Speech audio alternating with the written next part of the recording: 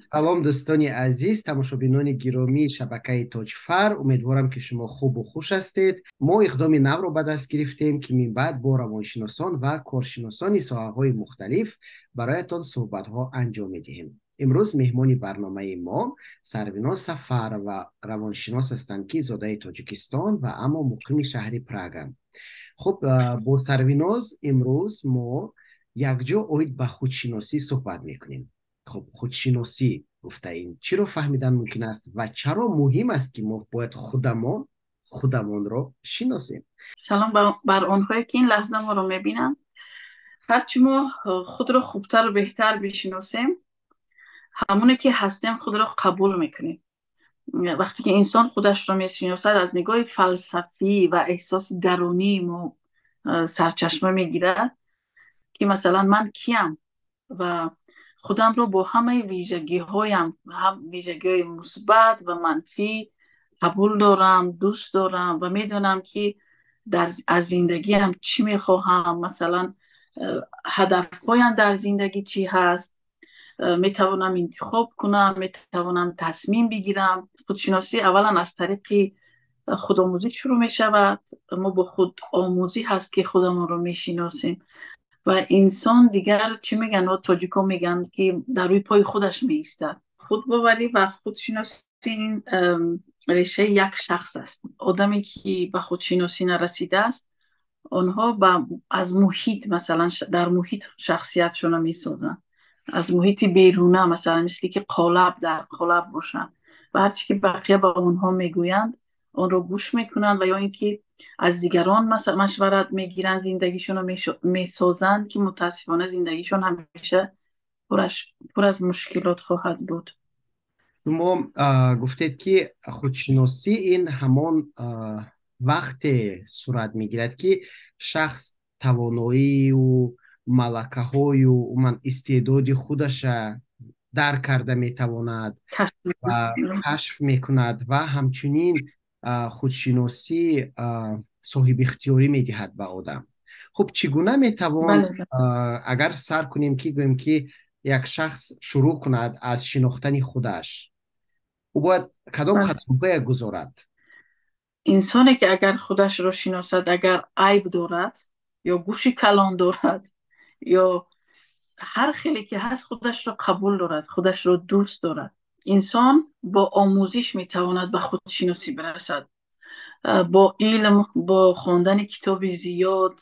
خلاصه چون عقل ما آزاد هست و اون عقل آزاد کلیدش علم است. هرچی ما به اون علم دسترسی پیدا میکنیم، آنجا هست که ما به خودشناسی میرسیم و عقل ما توانایی های این دارد که مشکلات بزرگ میتواند حل کند. برای آینده برنامه ریزی کرده میتوانیم، آرزوهامون رو برآورده کرده میتوانیم، میتوانیم زندگی خوبی برای خودمون بسازیم و هم خوب زندگی بکنیم. مثلا در کدام حالت شخص میتواند گوید که وی خودش میشناسد؟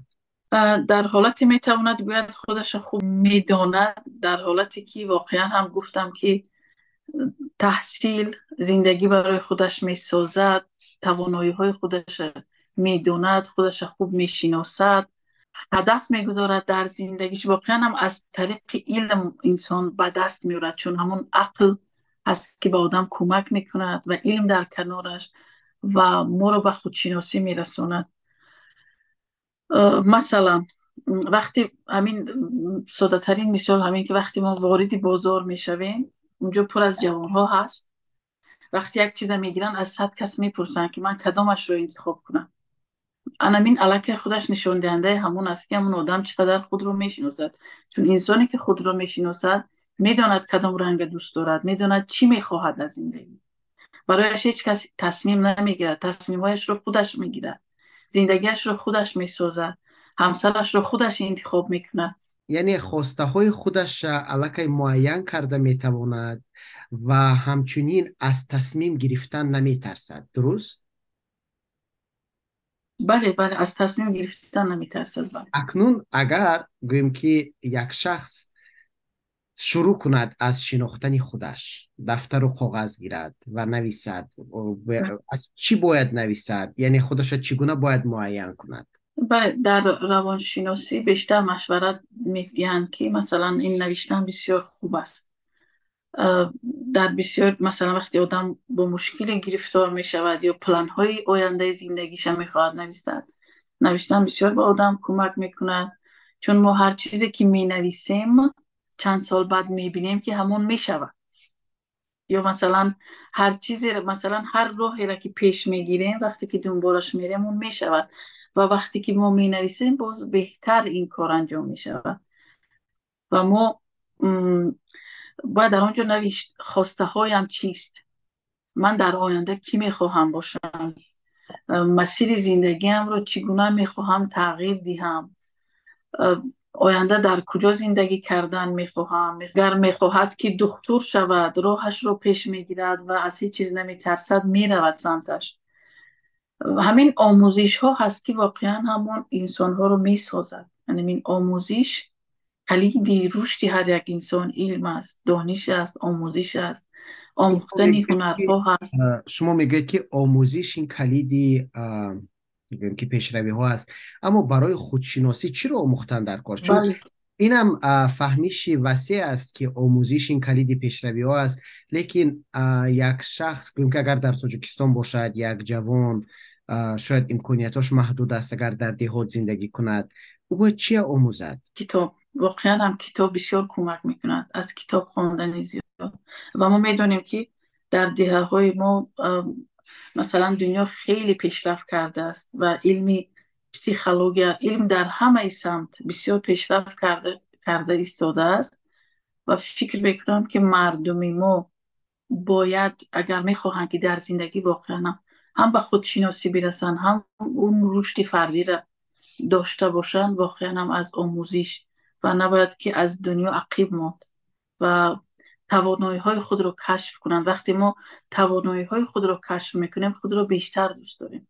همین علاقه خود دوست داشتن از خودشناسی میآید، اینم از خودشناسی میآید و بعدا خود رو میپذیریم. اکنون خود دوست داشتن از اگویستی چی فرق دارد؟ خود دوست داری که شما میگید اون از چیز میآید، از خود شیفته بودن، که و اون شخصیت منفی از خود شیفته، یعنی نارسیستیک. و در بسیاری خانواده متاسفانه هستن اون نگاتیو نیست. مثلا خودشیفته کسی است که همیشه درباره خودش فکر میکنه، خودش رو فکر میکنیم دوست میدارد، اونم خود دوست داری نیست. بعد دیگر آزاری و خود آزاری هست، چون هیچ کس هم او رو دوست نمیدارد. یعنی ما وقتی خود رو میشناسیم از طریق خود، مثلا وقتی کسی که به اون میرسد، به اون قسمت خودشناسی و خود دوستی میرسد، مثلا اگر زن هست، من این همیشه میگم، خودش در مثلا مردی که سالیان سال او رو میزند، عذاب میدهد، با همچون مرد نمیماند. یک بار دو بار مثلا میگد که اگر این کار رو انجام دادی من از زندگیت میرم، و واقعا هم میرود، عقیبش نگاه نمیکنه. و اونی که مثلا خود رو دوست نمیدارد میگذارد که اون عذاب و مشقت داشته باشه، عذاب هم میکشد ولی در کنارش هم زندگی میکنه. همین خودشناسی فقط یعنی برای زنها مهم است یا مردها هم باید خودشون را شناسند؟ برای همه مهم است، برای همه. چون وقتی ما خودم رو میشناسیم خودم رو احترام میکنیم و در هر کجا سربلندانه زندگی میکنیم، خود واقعا هم کشف میکنیم، عالمی درون خود کشف میکنیم و ما توانایی های خود در خود پیدا میکنیم، به خود ارزش میگذاریم. و هر کسی که به این میرسد، به این روزها میرسد، واقعا هم حسی خوبی هست. و شاید این هر کس نتواند درک کند، ولی هستن در اینجا آدمانی که شاید ما رو تماشا میکنن و واقعا هم به این خودشناسی رسیدن و میدونن چی است. خب شما در یک صحبت گفته بودید که شخص وقتی به خودشناسی خود شروع می کند باید نقشه کشد، تصویر کند خود را در گذشته، حاضره و آینده چگونه دیدن می بله. خواهد، یعنی خود را تصویر کند و نقشه های خودش را نویسد. و بعد من به شما سوال دادم که بسیار وقتی که ما اوید به توانایی های خود، یعنی باید به ارزوهای خود فکر می کنیم، یک صدای در داخل ما پیدا می شود و ما را از راه می زند متاسفانه در زندگی هم همین خیلی آدمای واقعی هستن که وقتی که ما نقشه ها ما به اونا میگوییم، اونا ما رو از راه میزنند. مثلا من یک آدم میدونم که فقط میگه چا میکنی و همیشه آدم از راه میزنند. و اما همین گونه صدا هم در باطن ما هست که میگه که ای چیکار میکنی، نمیشود، وقتت بهوده میرود، از عهدهش نمیبروی. همین این چی است و چگونه مبارزه بردن در کار با همین صداهای داخلی و صداهای بیرونی؟ بله. بله، این صداهایی که ما میشنویم وقتی میخوایم کاری را شروع بکنیم و این صداها در کلمون میآید متاسفانه، و این صداها بدونید که صداهایی در دوره کودکی که ما کلان شدیم، صداهای همون اعضای خانواده است که ما رو تحقیر کردن، هزاران بار گفتن نمیتونی، از دستت نمیآید، یا بچه همسایه از تو بهتر است، ما رو مقایسه کردن. زمانی که ما میخواهیم یک کاری را شروع بکنیم و اون صداها هست که میآید، و زمانی که اون رو شنیدی باید بگی بس کن، و این آهسته آهسته از ما دور می شود و نباید ترسید، باید رفت دنبال آرزوها، باید رفت هدف گذاری کرد که مثلا من امروز کی هستم و آینده کی میخواهم باشم. من شاید گفتم که انسان با 3 نفر میتواند خود را فقط در دنیا مقایسه کند: منی در گذشته، منی امروز و منی که در آینده. مثلا من در آینده، در گذشته کی بودم، امروز کیم و در آینده میخواهم کی باشم. اگر من میخواهم در آینده چی میدونم یک جراح خوب باشم، باید به سمت اون من گام بردارم، راهش را پیش بگیرم، راهش را پیدا بکنم، از کدام راه من میتوانم به هدفم برسم، و همزمان من اون روزی که به هدفم رسیدم و در کلم ببینم، در فکرم اون روز ببینم که من چه خیلی میرم دیپلم و در دستم میگیرم و چه من یک جراح خوب میشوم. واقعا هم این از نگاه پسیکولوژی بسیار به آدم کمک میکنه که ما اون روز رو، هر چیزی رو که میخواهیم، تلاشش رو بکنیم و اون روز رو واقعا هم در فکر و ذهنمون داشته باشیم و ببینیم. خب اما تا کجا همین آرزوها باید واقعی باشد؟ بعدا ما ناامید نشویم، چون که وقتی آرزوها عملی نمیشوند باز آدم ناامید میشود و اینم یک گویم که ضربه هست برای به قفا گشتن. و اینم بستگی دارد به آن که ما در کجا زندگی میکنیم و با چی شرایطی زندگی میکنیم. ولی واقعا هم جوانها شانس این را دارن. نباید فکر کرد که من در بدخشانم یا خوجندم، یا وقتی که جوان هست واقعا هم دنبال آرزوهاش بگیرد، تلاش بکند. من مطمئنم هر کسی تلاش بکند به آرزوهاش میرسد. و ما باید هدف بگذاریم.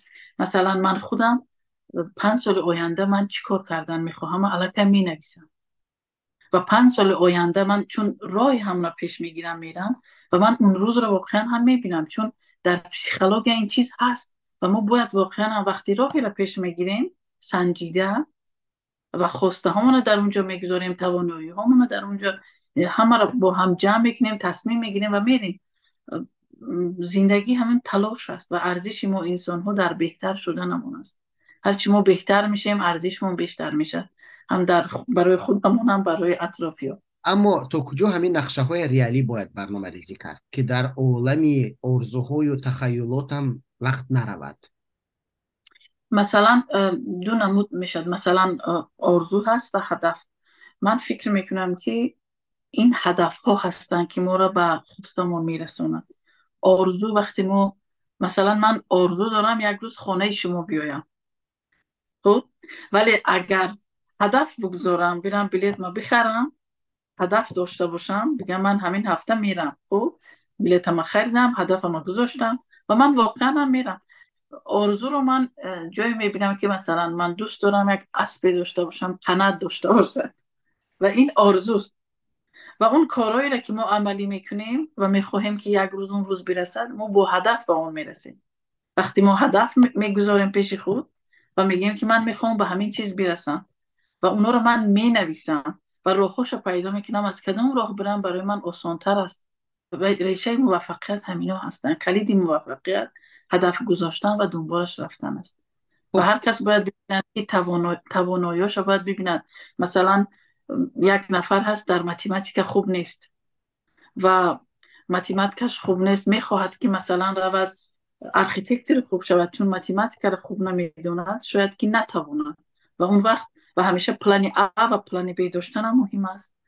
که مثلا اگر اینش نشد بریم، چون ما همیشه باید توانایی همون رو باید ببینیم که من توانی آموختن همین دارم وقتی که در متمتیک من ضعیف است مثلا.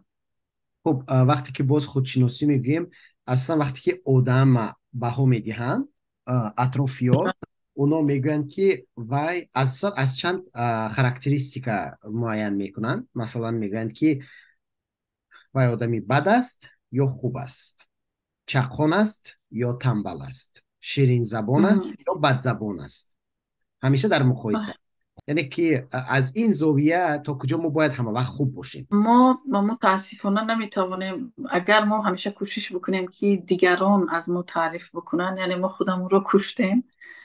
من فکر میکنم که آدم باید همیشه بهترین خودش باشه و بهتر از دیگران نباشد.